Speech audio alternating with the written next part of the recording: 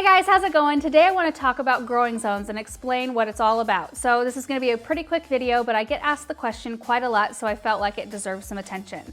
So in order to understand what your growing zone is, let me first explain the difference between an annual and a perennial. So an annual is a plant that you have to replant every single year, and a perennial is a plant that after you plant it the first year, it will come back every single year for you. Now that you know the difference between an annual and a perennial, let me introduce you to the USDA hardiness zone map.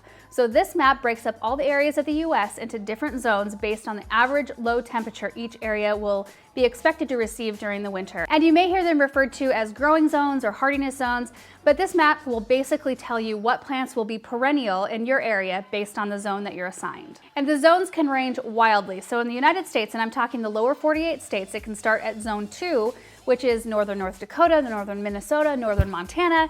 Plants have to be able to withstand temperatures in a zone 2 down to -40 to -50 degrees Fahrenheit, which is so cold. And then it can range all the way up to zone 11, which I'm talking southern Florida, southern California, southern Arizona, where temperatures don't drop below 40 to 50 degrees Fahrenheit. So all you need to do is look at the map to help you figure out what zone you're in. But don't use this map as an end-all, because this is just a broad overview of a lot of different areas. It's not taking into account any nuances, any geographical differences that are minor within each area. Like the map, most maps will tell me that I am a zone 6 when I am in fact a zone 5, but you can travel 30 to 60 miles away from my current location and it is a zone 6. But they're not taking into account that my little town sits down in this little valley and it stays a lot colder than it does in every single area surrounding me. So the best thing to do is look at the map and kind of hone in on your zone and then go down to your local garden center and talk to them. They will know exactly what zone you are in your area. And they have to, otherwise they would be selling plants that would die every single winter, and they don't want to be doing that. So they are a really good source of information to help you out with that. So once you know what zone you live in, it's super easy to figure out whether or not a plant will be a perennial for you. So let me use myself as an example. I live in a zone 5. I'm going to be planting a whole bunch of North Pole arborvitaes this year. So let's look at the plant tag. It says it's a zone 3 through 7, so it's actually rated 2 zones lower than I need it to be for them to survive in my area. I also know that if I happen to live in a zone 6 or 7, it would also survive in my area.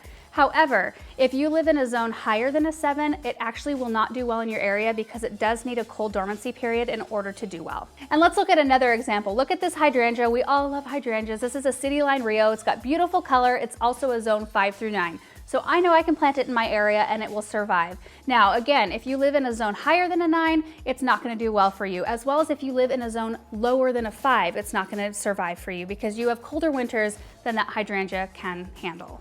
And one last example, let's look at the supertunia vista bubblegum. Now this is a beautiful plant, growing zones 10 through 11. So obviously it's not going to survive my zone 5 winters, but we plant them anyway because they're gorgeous. We just treat them as annuals and we enjoy them. Now the same zones that apply to annuals and perennials also apply to shrubs and trees. And this USDA zone map is assuming that you're planting these things in the ground. So you can throw out pretty much all zone information if you're putting these plants in containers. You always want to make sure, if you're wanting to overwinter a shrub or a perennial or an evergreen in a container, that you choose one that's 2 zones colder than your current growing zone so that you have a buffer there to help your plant survive. Now we did put together a video on overwintering these kinds of plants in containers. We will link it down below in case you're interested in learning more about it. So there are a couple other factors I want to go over that can make a difference as to how your plants do through the winter. The first is moisture level. So let's say you live in a zone 5 and you're planting zone 5 plants like a boxwood and a butterfly bush.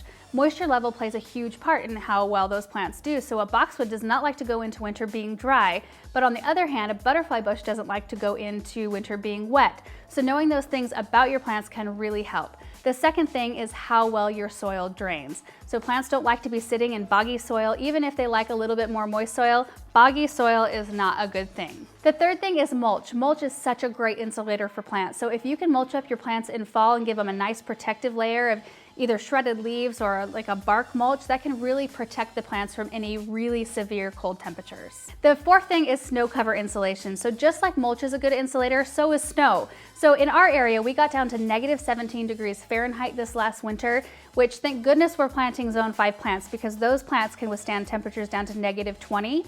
But we also had a few feet of snow, which insulated all of our plants, and had that snow not been there, some of our plants may not have survived that severe of cold. And the last thing is Mother Nature. You never know what is going to happen as far as the weather goes during the winter. A couple of years ago, we had a cold snap so early in the season that none of our plants had a chance to acclimate and go dormant.